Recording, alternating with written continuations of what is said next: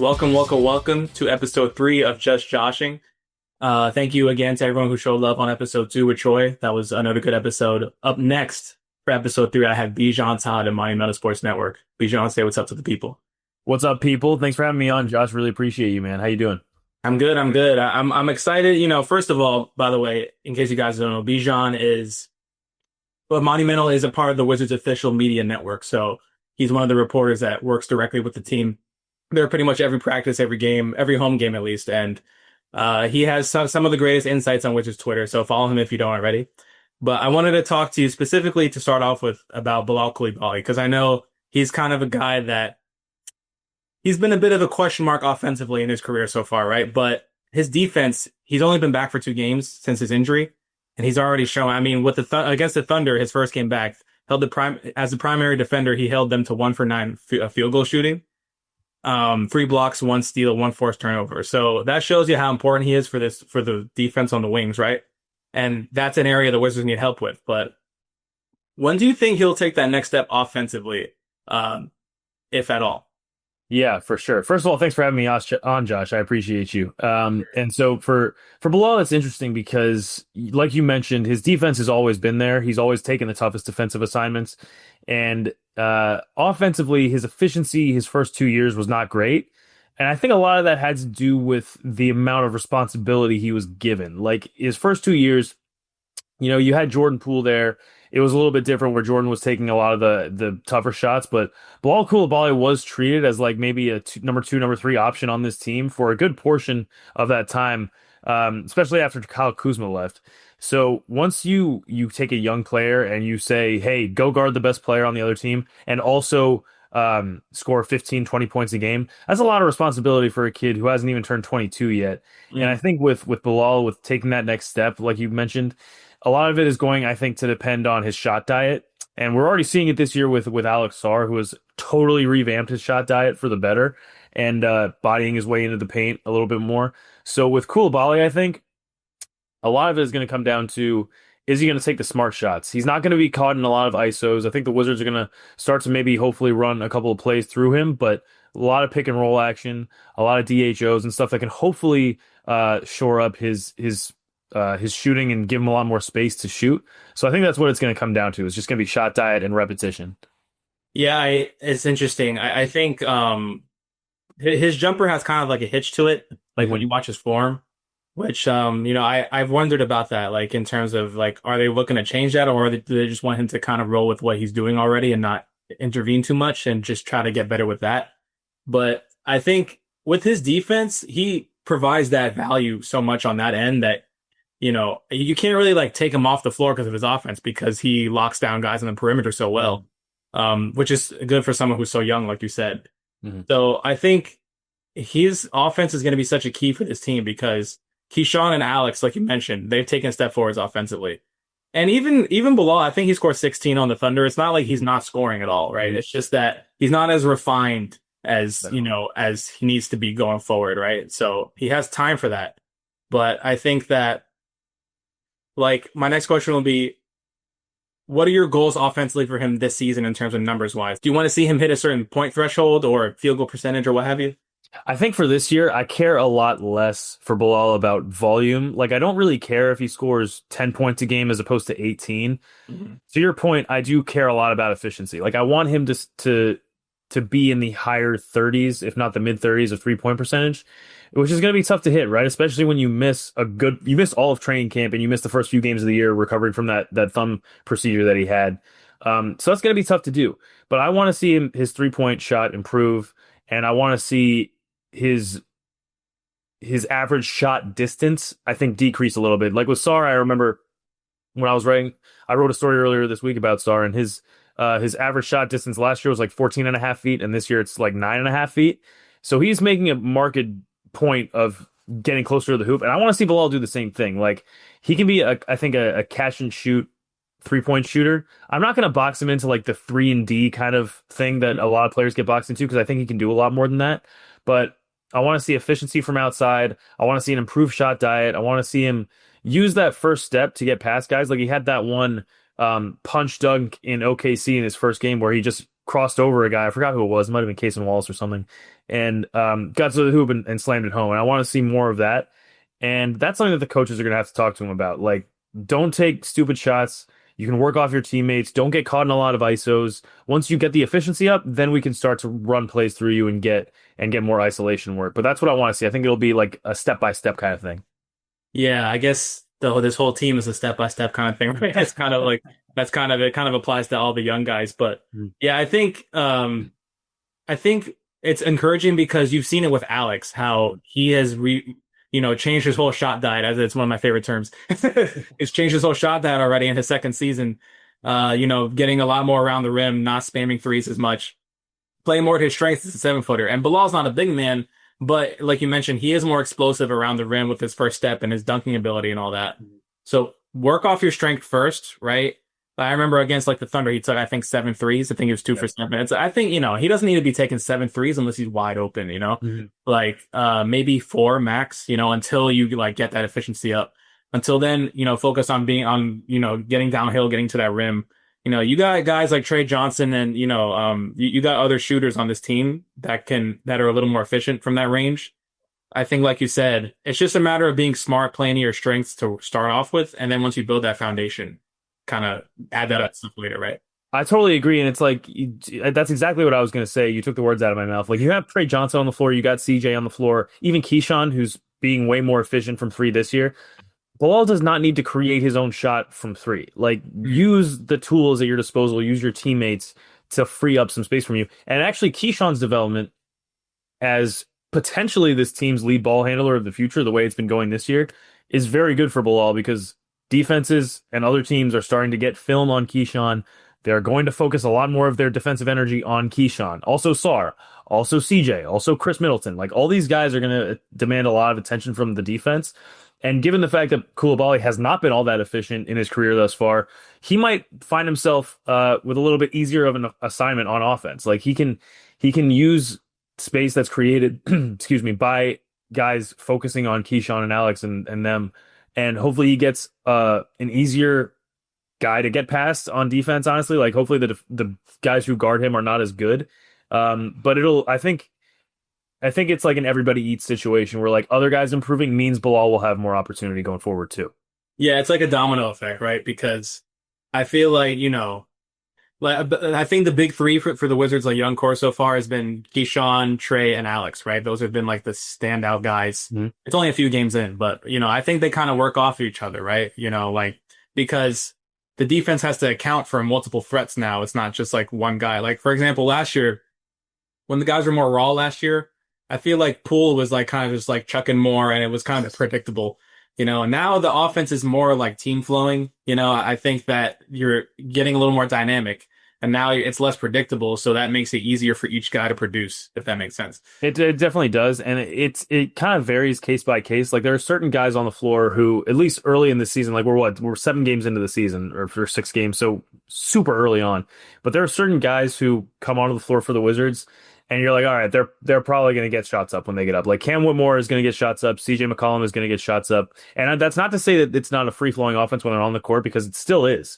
But there are certain guys who I would like to see try to buy into that kind of free flowing offense that you mentioned. I don't want to see shot chucking like we saw last year. I want to see a lot of pick and rolls. I want to see a lot of off ball movement, especially from like guys like Will Riley, Cam Whitmore, as I mentioned, Chris Middleton. Like those guys moving off ball just frees up everything on offense, and it will help the young guys too, like Keyshawn, Trey, and Alex, like you mentioned. Those guys will be so much better off if the other two guys on the floor, if they're all on the floor at the same time, move without the ball. And I think that's something that Brian Keefe is going to want to instill because over training camp in the offseason, Josh, like you and I saw it firsthand and talked to Brian Keefe about it. He was saying how like ball movement is key for this team on offense. Like transition, yes, because they want to be a fast team, but they also, when they get into their half court sets, pride themselves on ball movement. Like I wouldn't be surprised if the Wizards try to make 5, 6, 7 passes before getting a shot up. But that comes down to every individual decision. So it all kind of works together, as you mentioned. Yeah, and that kind of leads me to something else I wanted to talk about was I saw you posted a quote the other day. Someone asked you, you know, what is Brian Keefe concerned about with the team? And then you asked Keefe, and he was like, I just want more consistency overall, right? And I think that ball movement, that's one of the things they need to be more consistent on. You've seen it at spurts. Hmm. Like this team, like at spurts, it looks like, wow, they're really advancing, and then they take a step back. You know what I mean? Like it could be from one quarter to another half. You know, like the first half against the Hornets, they're looking good. Second half, not good, right? That's fair. Mavericks was good consistently, but then, against Philly, they kind of let go of the rope at the end of the game, right? They blew a lead. So it's like it's kind of all over the place, but you see the flashes, right? So what do they need to do to get that consistency to have that baseline where you're kind of reliable? A lot of it's growing pains, and a lot of it I think has to do with the fact that a lot of guys on this roster have not been here before. Like CJ's 6 games into his Wizards tenure. Same with Cam Whitmore, Trey Johnson obviously being a rookie. A lot of it is just like, let me figure out how to play with these guys. Let me figure out, even for Bub, who was here last year, like he's coming off the bench now and he's on the second unit. That's a learning curve thing where he's going to need to learn how to play with those guys. In terms of how they get consistent, I agree with you. Like, I feel like every game this year, even if they've gotten blown out at the end, like the Magic game, for example, they have been competitive at halftime. Like it's been a single digit score at halftime, I feel like most of these games. Maybe not the Milwaukee game to start the season, but the rest of the games have been pretty competitive until towards the middle of the third quarter, fourth quarter. So yeah, that's a great question. What does the team have to do to maintain that consistency? And a lot of it does have to do with ball movement. Personnel has to do with it too. Like you can't really expect to bring Cam Whitmore on for 8 minutes in the first half and then 6 minutes in the second half and have him be super consistent that whole time because he's going to play with different dudes. And it depends a lot on bench production too. Like Corey Kispert hasn't been all that efficient this year. That'll improve though. Like it happened last year. He started off a little bit slow and then he got his legs under him. So I don't really know what can lead to more consistency short of guys figuring out who they're playing with, getting into a rhythm and getting a little bit more chemistry. Yeah, it's a great point. Like, I guess when you had so many new pieces, and the team is still at the point of the rebuild where they're constantly changing the roster. Oh yeah. Right? So it's kind of like you can only have so much consistency when you're changing so many pieces all the time, right? Mhm. Um, so I definitely, understand from that perspective. But I think what you want to see is like the incremental improvement every game, every week. You know what I mean? Mhm.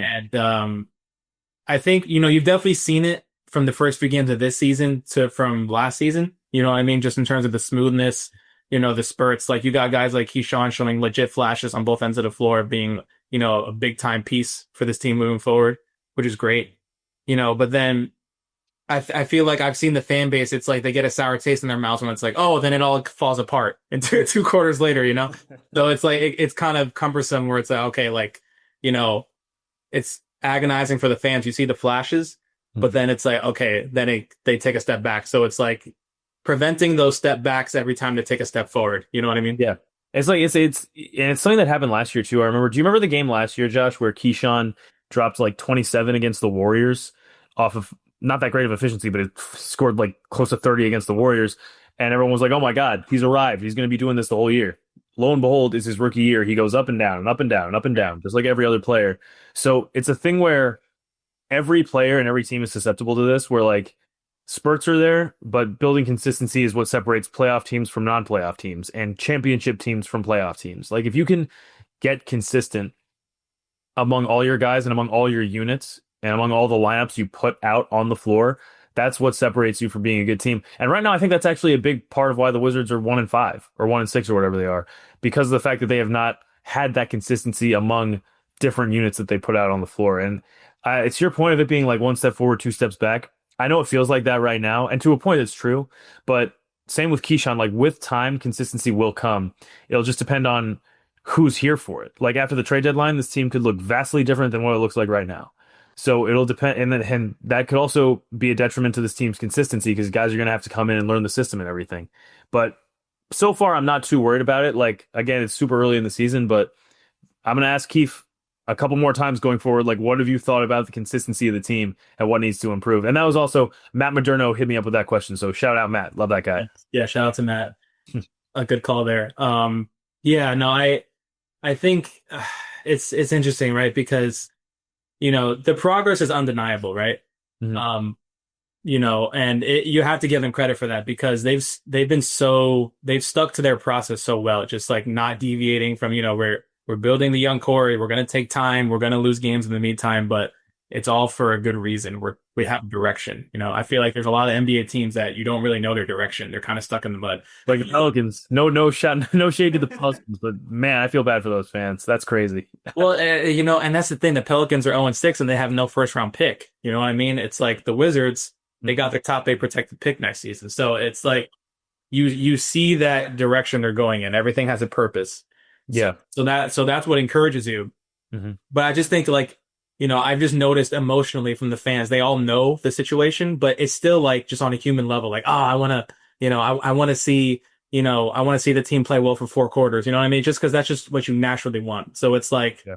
I think the team the organization has to weather that storm where it's all right, we know it's tough, sometimes when we get blown out by 30 in the second half after we're up 10, but it's like, this is all part of the process. And I think Keefe has kind of said that in a lot of his pressers. He's like, we took a step forward today. I remember he said after the last game, we're not immune to bad nights like against the Magic game, but you see the steps forward. Like even Keyshawn had a decent night against the Magic, even though the team wasn't so good, right? So Yeah. I think it's just a kind of a push and pull with like, the fans have to be patient, but they do have the right to want to see consistency for all 4 quarters eventually. Yeah, and the Wizards have always been super clear since Will Dawkins and Michael Winger got here about what they're gonna do. And they've said it, but also they've showed it with their moves. And that strategy is just take as many shots as you can on young talent and just see what sticks. Let's bring in AJ Johnson. Let's bring in Cam Whitmore. Let's bring in Malachi Branham and Sharif Cooper and all these guys and just see who is good enough to stick around. Early returns, obviously, Keyshawn looks like he's going to stick. Alex looks like he's going to stick. Bilal, I believe, will end up sticking for his defense primarily. Bub Carrington needs a little bit of work. Like he struggled thus far this season, but last year he made all rookie second team for a reason because he had that consistency. So far, the pieces are in place for them to get that consistency from the young guys. It'll just take time. And I don't know about the second apron. I don't know about like when the Grim Reaper will appear for this team eventually with a salary cap, but all of those guys hitting their stride at around the same time, I think will lead to more of that consistency. It'll just depend on who sticks around and who gets on the chopping block. But thus far, I think they've shown a pretty good hit rate with their young guys, and I'm really excited about guys like Will Riley as well and Jamir Watkins, see what they can provide. Yeah, like they haven't had a bust yet. You know what I mean? That they're there's guys that are ahead of others, but they haven't had it like all out, just complete bust on that front, right? So that's really good to see. And what you were saying about like the salary cap, they also cleared their books for next year, right? With the Jordan Poole trade, and I've what do they have? They got like over 100 million in salary. over 100 million. I was talking with Greg in the first episode. Like their highest contract on the books right now for next season is Corey Kispert, a $13 million salary, which is not that much for the high salary, So, right. So they're gonna have space to play with, if they want to sign guys in free agency and all that. But I think they put themselves in a good position where they have young talent, capital, and money going forward. Mm-hmm. So now it's just like this season is all about, like you said, let's see who sticks. Like I think the guys you mentioned already are definitely going to stick. But a guy I'm kind of asking about is Cam Whitmore. Like I'm kind of wondering, he feels like a wild card, Like he feels like this team's X factor. Like I really don't know what's going to happen because I was asking Keith last game what he thought of Cam. He was like, yeah, he's really aggressive. I loved how he was getting to the rim. I was asking Keyshawn. He was like, yeah, he has that physicality. And Keyshawn made an interesting point. Like we just got to find him more in cuts because you can lob to him. And I thought that was a great point. So I was like, interesting because they have lobbed it to him a few times and he has had those highlight reel dunks, but they're in spurts. It's not like happening all the time. That's another consistency piece with this team, right? So it's like, yeah, it's like the theme of this episode is spurts versus consistency. Right. That's right. Do you think Cam can become a consistent piece for this team on the same par as guys like Keyshawn? I love the word you used is wild card because he is a total wild card. For him, it depends entirely on the buy-in. Is he going to buy into the system? Is he going to buy into what the Wizards want to do, which is pass the ball, be physical, be fast, and get back on defense? Can he do all of those things and buy into the system? And when Cam Whitmore started, he only started 3 games last year for the Rockets, but when he started those games, he was averaging 20 points a game. He was shooting like 55% from the field, 45% from 3, averaging like 8 assists or 8 rebounds maybe and like 5 assists. So he, if given a role, can be very, very good. It just depends on is he going to play me ball or is he going to play like we ball? I want him to buy into the everybody eats aspect of this team. I don't want him to get the ball at half court, four dribbles, sidestep three, pull up shot. I don't want to see that. I want to see him passing the ball more because there was a stat that came out, I think after like the fourth game or something. It's like Cam Whitmore has like 39 passes and like 30 shot attempts already this season. Like that's not going to cut it. We need to have Cam Whitmore buy into the offense, distribute the ball a lot more. I love your point about finding him on cuts that some of the players had mentioned because he is a lob threat. I remember last year Chase Hughes and I were talking and we were like, does this team have a real lob threat? Like Alex Sarr is really tall, he's really big, but is he a lob threat? Is he explosive like that? We were like, we don't know. Cam Whitmore is that guy because he can be a really good off ball mover, and if he does move off the ball and find backdoor cuts and play out of the dunker spot on the baseline, he can be really effective. But it entirely depends on playing the right way. Can he play into Brian Keefe's system? Can he distribute the ball? If he catches the rebound, can he get out and run to the other end of the court and start that transition offense? That's going to be the end all be all for Cam Whitmore. Again, it's super early. He's shown that he can shoot the ball. He can draw fouls. He's a decent defender, actually. I really like what I've been seeing on defense because we were talking, Josh, over the offseason about like a lot of his value will come down to defensive effort, I think. And he has shown a lot of effort on defense. But if he doesn't buy in, it's not going to work. We just got to see him buy in more to the program. Yeah, I think one of my favorite Brian Keefe moments this season so far, I think it was against the Mavericks. He screamed at Cam Whitmore after he took a terrible three. Yeah. And he sat him down for a bit. But then Cam Oh, yeah, I like that. I like that accountability. right. And I think it worked because then you saw Cam's playing a little more within the system after that. And so I think those moments show me that it can happen. It's just an adjustment. I just think he as a natural player, he's so used to just like, all right, I got the ball, I'm going downhill. That's it. I'm going. I think he's like he's like all gas, no brakes with that. Yeah, and people have talked about it like Justin Champagny called him stupid athletic, Right. and Bub Carrington said like if Cam Whitmore has the ball in transition, you are not going to stop him. He's either going to get fouled or he's going to get a bucket or both because Right. he's so freaking athletic and he's huge. But yeah, it entirely depends on buying in, especially in half court offense. Like I'm not worried about Cam Whitmore in transition. You know what I mean? I'm not really worried about him on defense. Just if they're getting into their half court offense, I need to see him buy in. I don't want to, and I have not seen this already from him. I'm not accusing him of this, but I don't want to see him like standing in the corner and just waiting. I don't want that to be what he does off ball. I want to see movement. I want to see passing, and I want to see like down screens and off ball actions with Cam Whitmore, and that'll be what gets him over the hump. And it was a buy low move for the Wizards. 2 second-round picks for Cam Whitmore. Nothing. I love it. I really love it. Like, there's no way that the people who they would draft in the second round, unless it's like a Nikola Jokic type deal, would have the ceiling that Cam Whitmore has. So buy low, see if it works out. If it doesn't work out, fine. You didn't really give up all that much for him. But I like where he's at right now. I just want to see more buy-in. Yeah, I think you were talking about how like when he started with the Rockets, he had those big games. Mhm. I kind of want to see a big Cam Whitmore game, right? Because we've had a couple Keyshawn games, we've had Alex games. Even Bilal has shown out a little bit in his first couple games back. Yep. But I want to see a big. I want to see Cam score 25 plus in one of these games because I think that would cement him as like, okay, no, I'm like a part of this. You know what I mean? I agree. And it seems like, I mean, Josh, you can correct me on this, but hasn't he been one of the first guys off the bench for the Wizards? It's been like him and, well, Bub, obviously, since Bilal came Yeah. back, but him, Bub, and like Corey have been the first guys off the bench, right? Yeah. Yeah. So, like, if he gets that opportunity with the second unit, take it and run. Like, I can't really think of that many guys on the second unit of the Wizards who I would rather have the ball than Cam Whitmore. Right. You know what I mean? Right.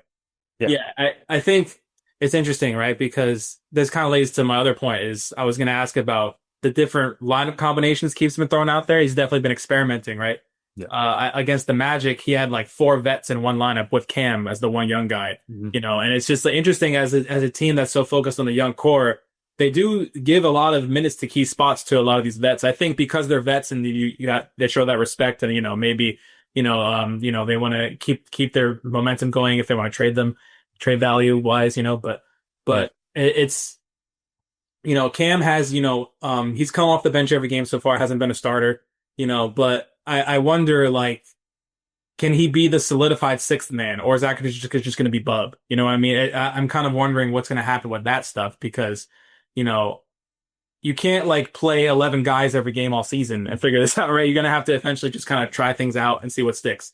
Yeah, I'm not envious of Brian Keefe having to make that decision because you remember last year, or excuse me, yeah, last year leading into the deadline, before the team got AJ Johnson. Like, I think everyone in the city pretty much knew that Kyle Kuzma was on the trading block, and Kyle Kuzma was not really playing all that well for the Wizards towards the middle of that season. He started off hot, but then he cooled off a little bit. And you had to give all these minutes to these young guys. You got to get Bilal minutes. You got to get Keyshawn minutes. This is last year I'm talking about. And so we ran into that whole thing of like, well, he has to play Kuzma because you got to get his trade value up and you got to show teams that he can still play the game. So you have to kind of weigh like, okay, where's this guy's trade value at versus how much minutes can we give these young guys? Can we play Keyshawn maybe 25 minutes a game instead of 18 minutes a game? And so I don't envy him having to make these decisions, but back to your point of, what the team can do this year with their lineups. Obviously, the trade deadline has a lot of impact on what happens. I remember a lot of fans were upset, especially after the Philly game, where Brian Keefe kept out Middleton. CJ, Chris, Yeah. Bub, Keyshawn, Alex, right? And I asked him about a post game. I was like, what was the thinking behind that? Why did you decide to stick with that unit?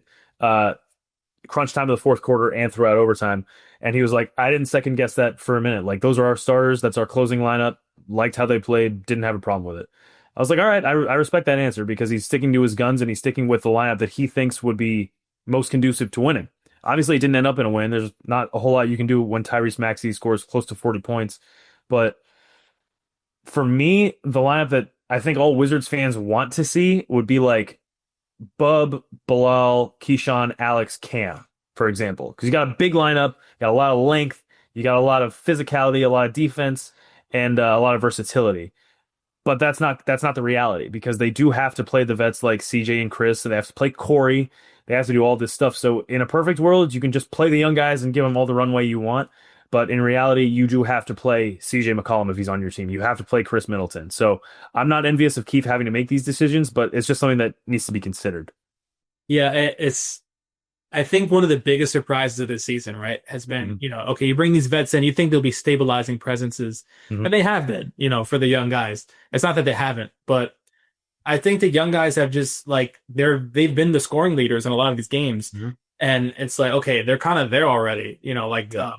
Alex sorry, Alex, Trey, and Keyshawn have, I believe are the top three scorers on the team so far, and it's like, okay, you would think that CJ and Chris would like, still be ahead of them at this point, but that just hasn't been the case yet. I mean, CJ and Chris have been productive again in spurts. Mhm. Um, but they haven't been better than, those three young guys we just mentioned, right? Yeah. So in these games, and that's been kind of a surprise where it's like, okay, wait, now you might have to recalibrate because it's like, Mhm. you think the vets are ahead, but they haven't really been better than the young guys, which is good for the Wizards' long-term outlook. Yeah. You know what I mean? But it's Sure. like in the short term, it's like, okay, it kind of creates an awkward lineup dynamic, if that makes sense. It does. It's like, and I can't really like answer why they haven't been as efficient. Like I think Chris has been Chris Middleton. Like Mhm. he'll score 14 points a game. He'll be efficient, play defense, play in the high post, let him do his thing. CJ will get there. CJ McCollum has not scored under 20 points a game across an entire season in like 10 years. Like he will get there. Thus far, I don't know what it is with CJ. I think it might be a little bit of growing pains, but I think it also might be like, does he handle the ball or does Keyshawn bring it up? Like, how many times in CJ McCollum's career has he not been the primary ball handler? Like, obviously in Portland with Damian Lillard, he had to cede a lot of that to Damian Lillard. In New Orleans, he was the guy. Like, he was their ball handler. So you come to a team now and you're giving 21-year-old Keyshawn George a bulk of the ball handling duties. That's a learning curve for CJ to have to learn back now. He kind of has to revert back to his Portland days of being like, all right, I got to play off the ball. I got to move. I got to get open threes. And that's a big thing to ask for a 33, I believe he is, or 34-year-old, to do. And so it's tough. I think CJ will get there. I think he started off the season a little bit cold, but he's still got his three ball. He's still a really good passer, I think. He's still a good ball handler when he gets that assignment. So give him time. I think he'll revert back to his old self. Again, we've said it before, like it's super early in the season. Chris Middleton will be fine too. With a lot of these guys, though, as we've said on this episode, like it's spurts versus consistency. Like, will CJ score 28 points and then score 10 for four straight games, or will he score 20, 22, 19, 22, 20? You know what I mean? So it'll be something to monitor for sure. And I think it's a good question to ask and something that you and I are going to keep an eye on going forward for sure. Yeah, it's it's the balancing the short versus the long term is like you said, I'm not envious of Keith with that. Yeah. It's a really tricky space because you have to like be the best of both worlds all the Uh, time, right? And it's not easy. And you're kind of at the mercy of the front office with what they yeah. do, and And another thing to remember too is like regardless of what the lineup is that they put out there, their pick is top 8 protected. Like they want that pick. They're not trying to lose obviously, but like they don't want to have that pick fall out of the top 8 and give it to New York. So that's another thing to consider with all this too.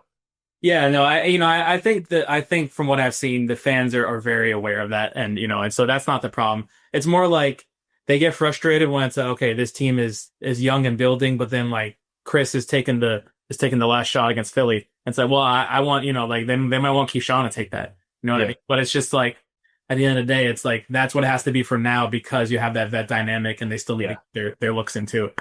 I think it's a lot easier for the fan base to swallow Keyshawn George missing a last second shot than Chris Middleton missing a last second shot. Because with Chris Middleton, you know who he is, right? Right. You know what he does. He's mid 30s now. You're fully aware of what Chris Middleton is in this league. Can Keyshawn be that cold blooded killer in the last 10 seconds? That's why I think a lot of fans were unsatisfied with that. But hey, do you blame the Wizards for putting the ball in Chris Middleton's hands in that situation? I don't. Because I do think that Chris Middleton was the best player to have the ball in that situation and put up that shot. I would love for Keyshawn to be in that situation, but if you want to actually win the game as opposed to see what you have, Chris Middleton is the guy you want taking that shot, I believe. Yeah. Yeah, I mean, Chris is he has a track record of doing it, right? Yeah. It's like from that perspective you can't argue. Hmm. But at the same time it's like Wizards fans are so focused on the young guys because that's the main part of this team. Hmm. So it's like I think at some point this season we do need to see Keyshawn taking those. We do need to see Bub or Trey or Alex taking those. Yeah. But we'll see again with what happens with the trade deadline and how the roster changes. And it happened last year, last game of the season. Bub Carrington won the game against the Miami Heat. There you Would go. that have happened if that was game 14 instead of game 82? No. So after the trade deadline, regardless of who's here, even if Chris Middleton and CJ McCollum are still here after the trade deadline, towards the end of the year, you're going to see those young guys getting more opportunities like that. Yeah, that's a great point. And I back to Bub for a second. He hasn't started off as hot as some of these other guys, but like you said, he had one of the better rookie years in the NBA last season, and I think his development may be a little slower just because he's not as he doesn't have the same kind of body frame as some of these other guys. He's not as physically imposing. Yet he has to be a little more tricky with like getting shots up in the mid range. It's not easy for him to finish inside because he's smaller than some of the guys in the paint. So he just has to figure out where he best fits. Yeah. Makes sense. What I've noticed Wizards fans talking about with Bub online is that they're seemingly upset with the fact that he doesn't get a lot of rim attempts, which is true. He does not get very many rim attempts at all. It wasn't even really part of his game at Pitt, if you'll remember that. Like he made his bones in the mid-range in college and in his rookie year of the NBA. You want your point guard, even if it's in the second unit, you want your point guard to get rim attempts. Like you said, he doesn't have the body of a lot of these guys. He's not as tall. He's not as vertically athletic as a lot of these guys. So he's not going to get as many rim attempts. The reason he made all rookie second team last year was because of the fact that he was super efficient from the mid range. He shot really well. He broke the Wizards franchise record for threes in a season by a rookie. So he was efficient with the minutes he was given. With Poole coming off the bench, starting lineup, post trade deadline, pre trade deadline, what have you, he was consistent across the board.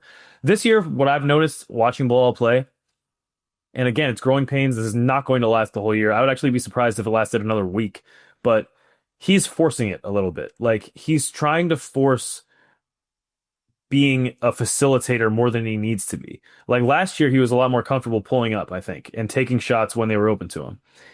This year, I've noticed, especially in the pick and roll game with Alex or even Vukovic, Bagley, like whoever it is, he'll receive the screener will roll, and regardless of if it's a good pass or not, he'll just force it to him. And that has led to a lot of turnovers from Bub. That's the one thing that I've been concerned about this year.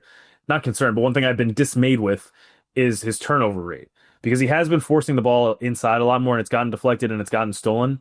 He'll calm it down. Like he will definitely clean that up going forward. And it is it's a world of difference playing with a starting NBA five and the second unit. And for him, he's got to learn that and try to be more comfortable with that second unit now that Bilal is healthy again. Um, but again, I'm not. I shouldn't have said concerned because I'm really not concerned about Bilal or about Bub at all. It's just about can he calm himself down? Can he go back? Can he keep the main thing the main thing? Can he go back to being that mid-range shooter, spot up 3-point shooter that he was last year? And I think yes, it'll just take a little bit of time. Yeah, I think part of it is like the Wizards don't really have like that solidified primary ball handler, right? So he's been trying to fill that spot, but like you said, he didn't really come into the NBA as like a Chris Paul kind of guy. He was more of like, he's like a shooter. He can pass, but he's more of a combo guard, right? And so um I think it's just an adjustment, kind of like with what I was saying with Cam Whitmore. He just has to adjust to the system and the situation. I do think, and this kind of goes into my last point, is what do I think will happen in November in any big developments with this team? I do think Bub will start to get back to his rookie productivity over these coming weeks because I think that he's going to feel more comfortable. I think he's going to be well adjusted, especially with now that Bilal's back, he'll be getting more used to the second unit, playing with Cam and those guys. So I think that you're going to see some big Bub games in this month moving forward. But what say you? What's your prediction? I totally agree with you. I think Bub is going to calm it down. He's going to get back into the flow, and I couldn't agree more that you're going to see some big Bub games, probably in limited minutes. Like Hmm. Bub plays 23 minutes. I can see him putting up 18 points, good efficiency with 6 assists. Like that's something that I can see from him in November. For me, I want to see more linear progression from Alex Sarr. Like we've talked about it. His progression, people always say the progression in the NBA is not linear, which is very true. It's not linear. Players are going to have good seasons, bad seasons, then get back to being good. With Alex, it's been pretty much like a straight line of progressing at a good rate. Like he totally changed his shot diet. He's way more efficient, still defending at a high level, still protecting the paint. He's had a lot of really impressive blocks this year. Like he blocked Embiid, he blocked Anthony Davis. He's blocked a lot. He blocked was it Banchero or Wendell Carter last home game. Like for me in November, I want to see that consistency from Alex Sarr, but I want to see him take over. I don't think that's something that we saw that much last year, except for that Denver game I was, where Jordan Poole hit the game winner. So like Alex Starr's game kind of became the 1B story to the 1A of Jordan Poole winning the game. But you didn't really see Sarr take over a game last year. I want to see that this year, and I think he's this close to doing it. Like if he gets the ball a little bit more and he uses his body like he has been against Joel Embiid, he will be able to take over a game and drop 35 plus points. Like he dropped 31, I believe, against Philly. So he's shown that he can do it. I want to see him take over, and I want to see him. I want to see the ball in his hands if it's like a 2-point game with less than a minute left. Run the offense through Alex, see if Alex can get an easy bucket. That's what I'm looking for in November. I remember that Denver game being such a landmark moment in Sarr's season. And I think it just shows you kind of like Bub, how Bub had a couple games like that last season, like we were talking about with Miami and everything. It shows you what they can do, right? 1 and 2 games don't mean much in the grand scheme of things, but it shows you what they can do. So now it's just a matter, like we've been saying, consistency, doing more, right? And it's all about, I think a lot of it is just aggression, right? Like you've seen Alex be more aggressive around the rim. You've seen him, play smarter using his size. So just if that compounds, he keeps doing it, he'll eventually have 30 plus point games because he's going to be so dominating. I remember you had a report with talking to Joel Embiid, like he's a big fan of Sarr's game because he's really proving himself in that area, right? Yeah, he is, and it all. I don't know what the coaching staff said to him over the offseason, but like everything that he's been doing has been right in terms of what he's doing differently from last year. Last year, he was making so much, like there was so much fuss about how much he was shooting from outside, and rightfully so, because as a 7-footer, you should not be taking like 7 threes a game unless you're a dead eye 3-point shooter. Sarr's a good 3-point shooter, but if you're 7 feet tall and weigh 220, 230, please just play in the paint. Please try to play in the paint. And that's what Alex Sarr has done this year. He's completely revamped his play style and his shot diet. There was a play in that Philly game that was probably part of the reason that Joel Embiid tipped his cap to him in the post-game locker room. He was like, there was a play that was, I think it was Sarr's first bucket of the game, actually. Goes up for a layup or dunk, gets absolutely stuffed by Joel Embiid, gets the ball back, puts it right back up and dunks. And I feel like last year's Alex Sarr would have gotten blocked by Joel Embiid and been a little bit timid and kicked the ball out. Alex Sar this year is taking a way more aggressive approach. He's using his body. He's he's using the short roll like he always has to be a really good passer and a really good, pick and roll artist. But he's being a lot more creative. I think he also developed a lot more post moves too because he's using, kind of like fadeaways more often. His pivot foot has been a lot more active than it has last year. So all this is to say that I think back to our predictions conversation, Josh. I think for November, I want to see Alex Sar take over a game. I think it's entirely going to depend on him shooting and playing the right way, which he has been thus far.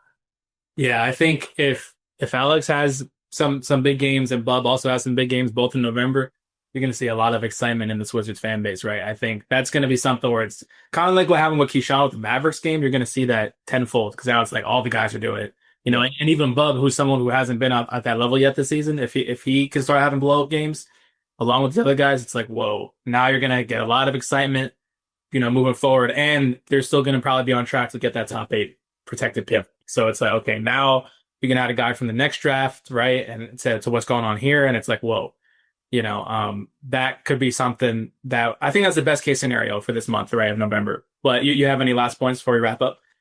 No, man, I appreciate you having me on. I think we hit on all the big stuff. Keep an eye on Keyshawn, keep an eye on Alex and Bub, keep an eye on Bilal. Try to see if he can be a little bit more efficient from outside. I want to see that too. And as a team, keep an eye on the rotations. Try to see who comes off the bench, who like if there's a close game at the end, who does Keith put out there? I would actually like to see a little bit more Justin Champagnie in late game situations. I love his defense, but we'll see. I think it's going to be an exciting month. It's a tough schedule, but I think it'll be an exciting month. Look, I'm all for, advocating for more JC minutes. I think the fan base has been heavy on that train, but another guy I think you'll see more later on after the trade deadline and stuff, right? Definitely. But I think that's a good place to end. Thanks, Bijan. Please tell the people where they can find you. Thank you for listening, people. Josh, thank you for having me on. You can find me on Monumental, monumentalsportsnetwork.com. My stories and my videos will be on there. My Twitter is where I post pretty much everything at Bijan_Todd. Chase Hughes and I host the Off the Bench podcast, and we'll be sure to have you on at some point, Josh. We wrapped up an episode today where we interview Francis Tiafoe, so that'll be being posted later this week. So appreciate you having me on, man. Everybody tune into the Off the Bench podcast. But Josh, I appreciate you, man. I hope you have a good weekend. Your next home game is on Friday. You come to that game on Friday? Yes. Cat, I'll see you there. Yeah, All right. see you there. All right, appreciate you, Bijan. Thanks, guys. Appreciate you.